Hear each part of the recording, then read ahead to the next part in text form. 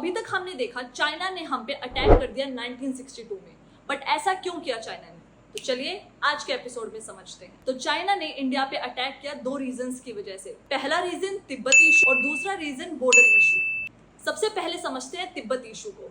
अगर देखा जाए 1950 तक जो तिब्बत था वो एक बफर स्टेट था इंडिया और चाइना के बीच में, बट 1950 में चाइना तिब्बत को कैप्चर कर लेता है और तिब्बत चाइना का पार्ट बन जाता है।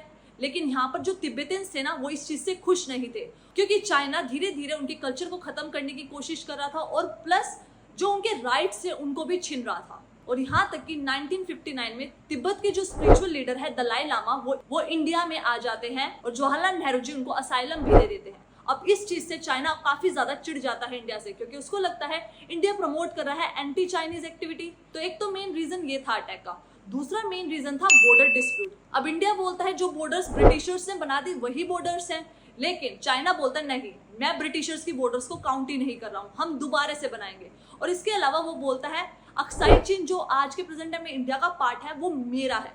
और इसके अलावा NEFA जो आज के प्रेजेंट टाइम में अरुणाचल प्रदेश है उस टेरिटरी को भी चाइना क्लेम करता है, बट इंडिया उनके इन क्लेम्स को रिजेक्ट कर देता है। इसलिए 1962 में चाइना इंडिया पर अटैक कर देता है। अब वो 1962 पे ही अटैक क्यों करता है? इसका मेन रीजन था जो भी पूरे वर्ल्ड की अटेंशन थी ना वो क्यूबन मिसाइल क्राइसिस पे थी। अब क्यूबा में दो सुपर पावर USA और USSR के बीच में कोल्ड वॉर चल रहा था, तो अब चाइना को अपॉर्चुनिटी मिल गई अटैक करने की, तो इसलिए उसी वक्त चाइना ने इंडिया पर अटैक कर दिया। और अब हम कल के एपिसोड में देखेंगे इंडिया ने कैसे रिएक्ट किया इस वॉर पर।